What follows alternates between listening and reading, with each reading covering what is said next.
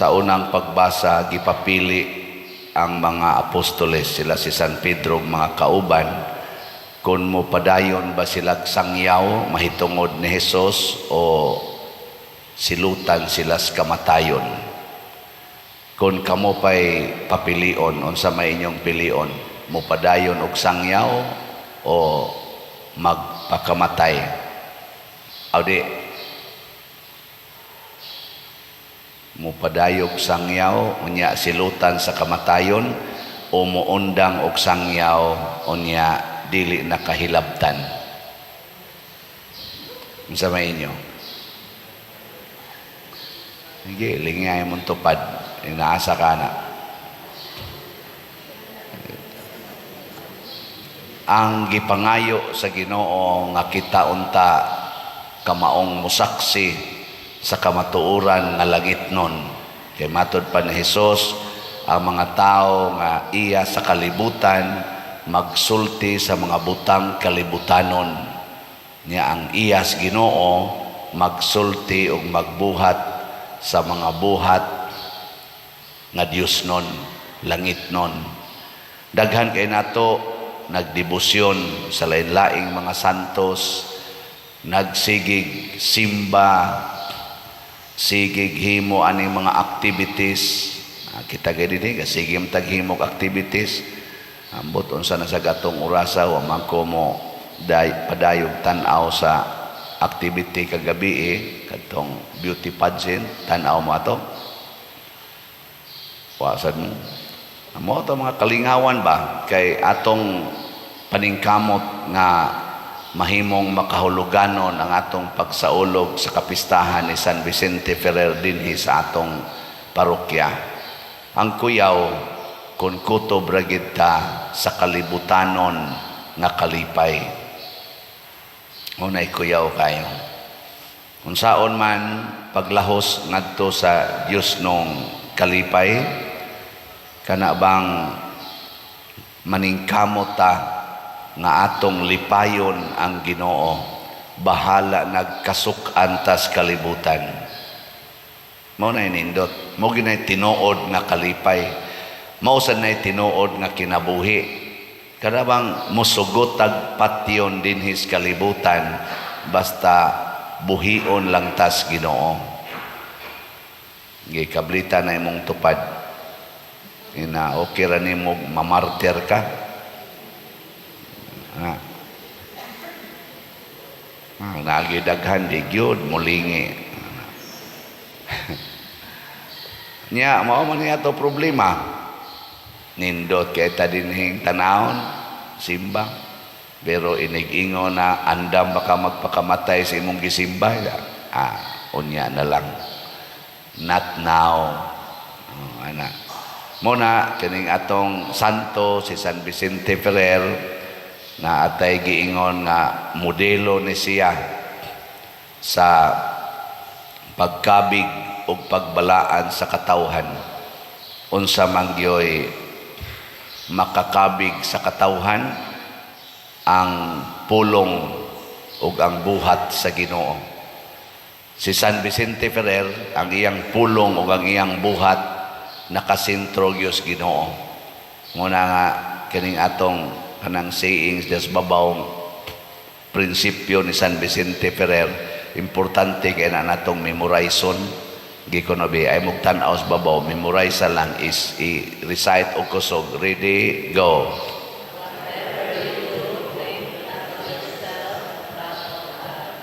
Kamubo rana pero nagiuban wa gyud katingog.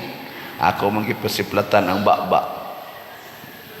Kusga ginagsulti, whatever you do, think not of yourself but of God. Bisan unsay atong buhaton, sa pulong baka, sa buhat, bisag unsa pay atong hunahunaon, ang Ginoo gyud mo'y atong unahon, dili ang kaugalingon. Muna dinhi kining atong mga gipangbuhat gididikit ni nato para sa Ginoo. Dito ko sa paghatag na kog talk kagabi before nagsugod ang beauty pageant, akong giauhag sila nga hinaot unta nga ang kaanyag the beauty sa lawas makakunik unta sa beauty sa kalag. Na kung magsigilan tag pa beauty ani atong lawas, niyang atong kalag laksot kay gnaong tungod sa sala way kapuslanan.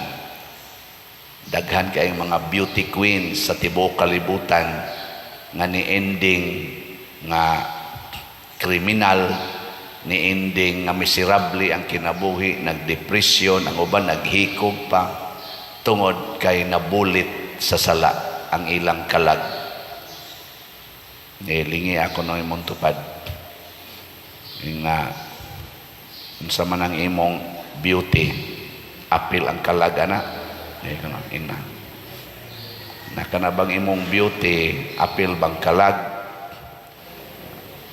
sige lang tag korte-korte anang buhok, color-colors buhok, korte-korte anang kilay, ala badlis anang kilay, aron yun beautiful, siging papaseksi, ana, abli-abli pa anang mga lawas, pakita anang lawas, kanina lay gitungtungan din is mga babae, ana, haron yun kuno beautiful, murabag, murabitag, kamong mga babae ba, murag ang inyong hunahuna dili hinuntanan, pero murag mo ihunahuna sa kalibutan nga the more ablihan inyong lawas diha sa publiko, the more nga mahimo mong beautiful. Tinuod ba na? Do you believe on that? Nga the more nga inyong ablihan ang inyong lawas, kanang gamay na lang kayo ibutang nga tabon, the more nga beautiful mo. Bantay Oy, maunay paradigm sa kalibutan. Congratulations kay wa mo din himo apil ana. Kay mauwaw masan mo ablihan na inyong lawas, kay wa naman say makita diha nga arang-arang. Nga tiwasono naman sad mo kasagaran. Pero para sa mga batan-on karon, sus maningkamot gyud sila. Ablihan gyud ang lawas kay mao ginay makahatag og beauty. The more nga buhato na-emphasize ang lawas, mamatay ang kalag. Muna inigkuyog sa uyab, niya ablik ang lawas, ang uyab sad, yawanon sad kayo, hala dayon, yawa-yawa dayon, tinukhangay, hangtod na lang mga buntis, way mga kasal. Unya, kay wap amay kasal, ala, puyo-puyo lang usa, niya kay wap pa masay pangita, adto na sa ginikanan magsaling. Kapoy. No? Usahay mo anhi pa dinhi. Na ini-comment sa akong wali nga niingon ko, komedya ko ba? Akong giingnan to katong nangayo dinhi pa der para in taon kaon sa akong anak. Nya siging mabdo, sige lang sa pangayo nako ay lang napakanay mong anak ko, ingon din siya mamatay niya pa rin ako, mas may pagmamatay na bata pa. Ingon siya, ingon ang ni-comment, grabe sa nimog ba pa rin, musugot kang mamatay ang bata. Inako, kung mao naman lang sa nay hinungdan nga mamatay tungod sa kanaganing kapabaya, ka-irresponsable sa parents nga sige lang sugal, inom pa, mag-drugs pa, nya siging panganak, mas may pagmamatay na lang sad nga bata pa kay wapay sala kaysa inigdako na sad, mag-drugs na sad, mag-inom kay mora man sa toy itudlo sa mama. Bitaw si Santa Rita og Cassia sa dihang ang iyang bana gipatay sa ilang away-away nga kaning kuan ba, clanes man to sila, gipatay silang kontra. Ang iyang anak duha ka buklaki gisulsulan sad sa iyang uyuan, sa ilang uyuan nga manimaos ta. Nya ang iyang anak nituo kay ila man tong culture mubaos hinutdanay ba sa titawagan ng namon to salida na hinutdanay sa lahi. Ano to? Basta muna. Unsa may gibati sa inahan Santa Rita, naguol siya ng iyang mga anak nga wap ama bulingi sa dugo ang ilang kamot, makapatay na sa dunya. kay mo revenge sa nahitabo silang amahan. Niampo si Santa Rita, Ginoo, ayaw sila itugot nga makapatay. Kung di manggid sila mapugnan, hangyo ko nimo, patya na lang silang duha. Ay gisakitan Rastiyano patay ang duha. Oh, inahan nga buutan, nagampo nga patya na lang ako mga anak, mga ulitaw niyang anak. Bekin sa inyo din yung inahan namin ngon, ugmaw naman lang sa gina, Lord, nga musuyop niya akong anak. May pagmakras na lang nis motor. Kunya, mabuak ang mo anak mo. Dili no. Oh, kalibutan nun, kahit kalibutan nun. Lawas lagi atong gitanaw. Ang kalag, mao na ang mga martyrs.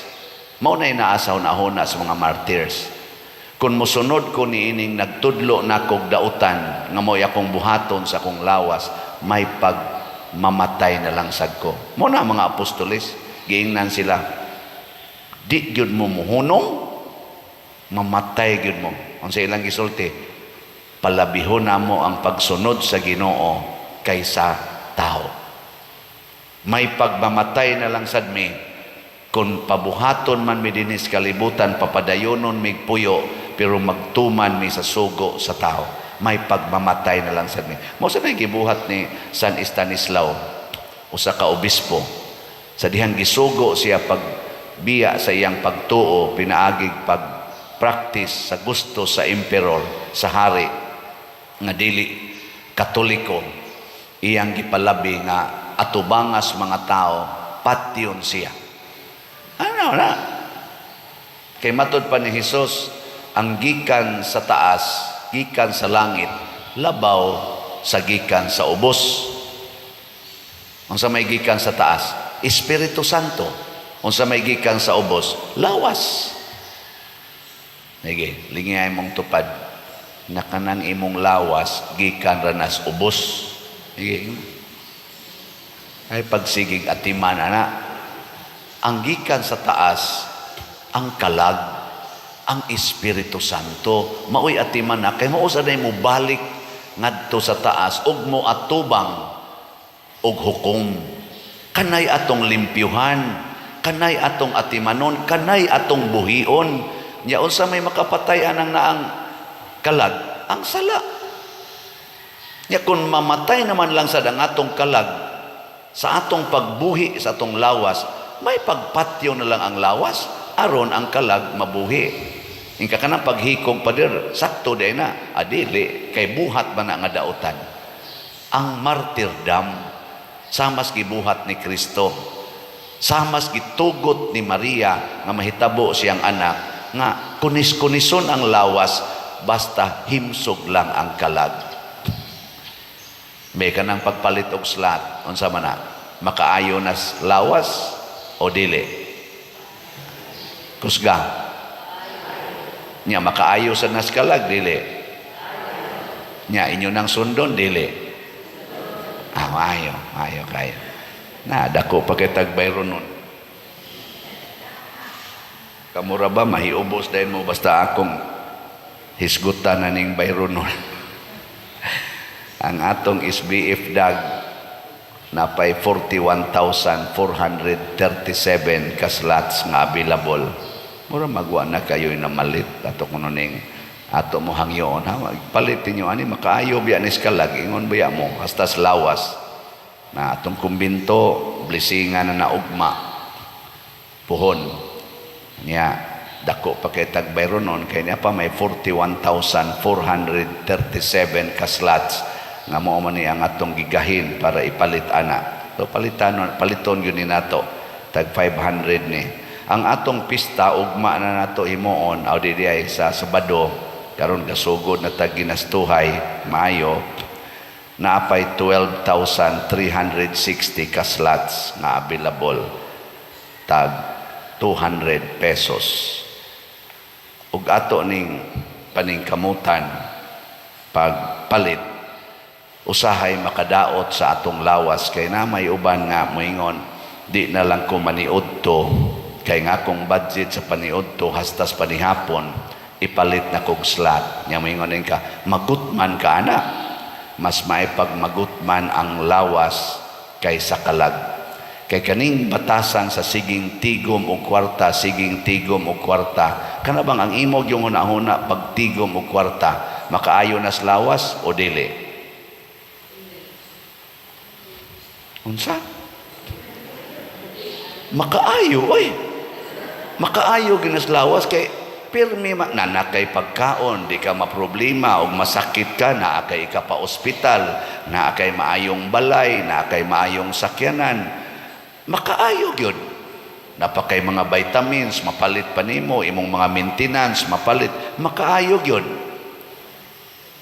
Pero sa imong pagsigig tigom og kwarta, paningkamot og tigom og kwarta, na kontra na nimo imong igsuon, na kontra na nimo ang imong mga in-laws, na kontra na nimo imong silingan, tungod anang siging paninglanay anang utang nga imong giinteresan, aron na gyud mudaghan imong kwarta, makaayo pa nas kalag, dili. Patay imong kalag, patay gyud.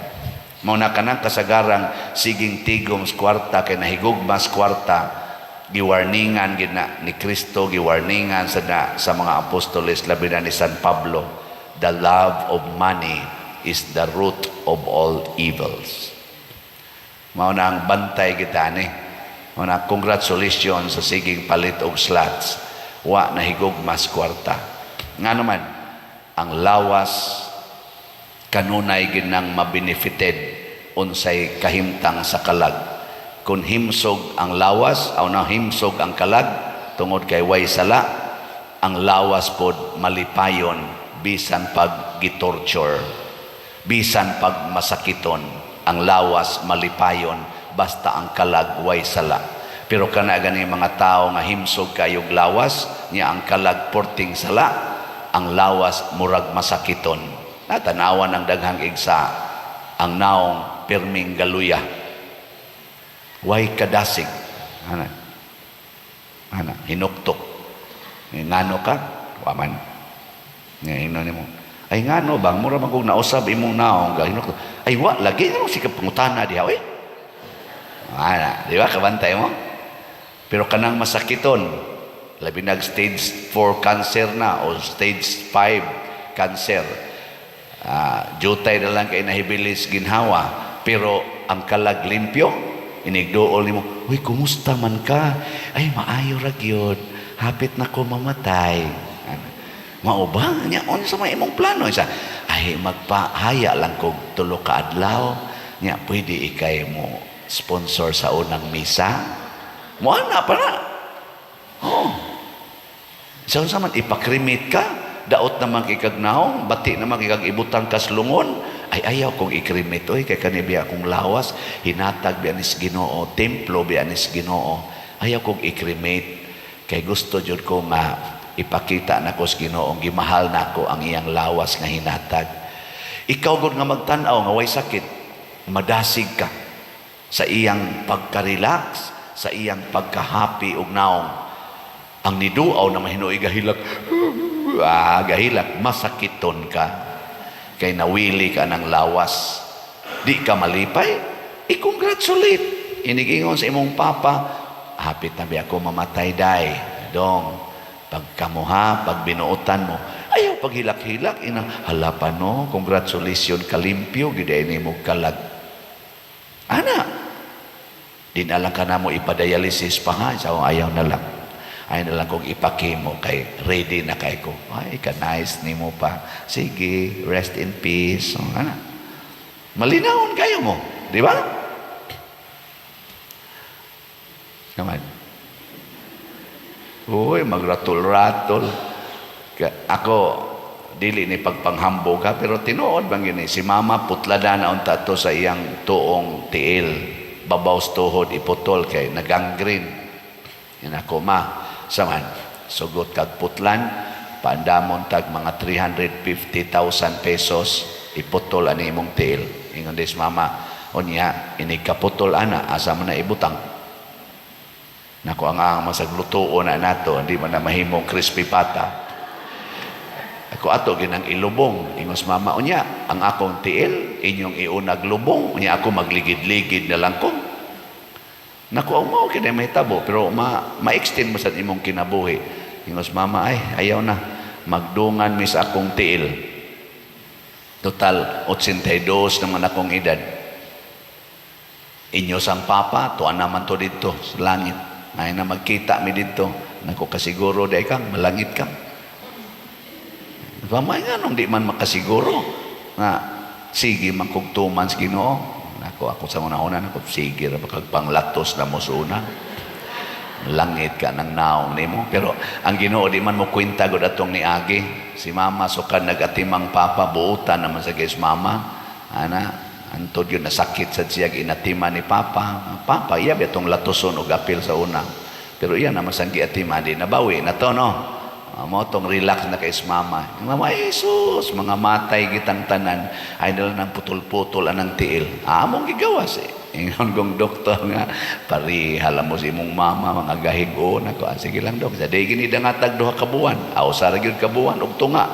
Namatay si mama pero malipayon mi. Sige atiman. Sige hilog. Kumpisal.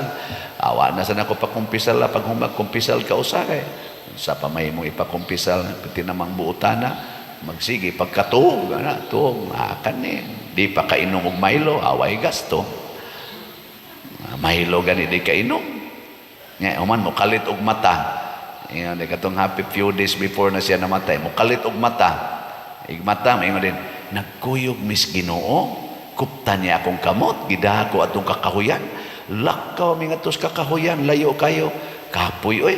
Pero abot mi atong bungtod sus daghanag yung buwak perting buwak nya gigoto man ko ingon ang Ginoo uli sa inyo balik lang niya ako karon taud-taud balik tong Ginoo nako i-regards niya ako ni Jesus maha siya ako kang kuan dito regards na pagbalik og to nga namatay oy ana gidanas Ginoo ay kanindot ana di ba oy minus paggasto, lingaw pa, lipay pa. Ikaw niya pa ang lawas, ayaw nagkabalaki ang lawas. Kay tu ay giandam nga lawas ang Ginoo, iilis nato. The glorified body. Og di na gito mamatay, og di na sadto masakitan, og di na gito masakit. Kadtoy atong pangandoyon nga lawas, ibili ning lawas nga matunas. Paningkamuti tong lawas nga di matunas muna whatever you do think not of yourself but of God ingka mahimo gitang pobre ana pader mao na naton tubag sa salmo ang Ginoo may kay mong itubag ganiha ang Ginoo nagpatalinghog sa singgit sa kabus sa ato pa dili siya magpatalinghog sa singgit sa dato ang kabos ra. Kinsa man ang kabos, wa mahigugmas kwarta, nahigugmas kasuguas Ginoo. Wa mahigugmas sa lawas, nahigugma sa kalag.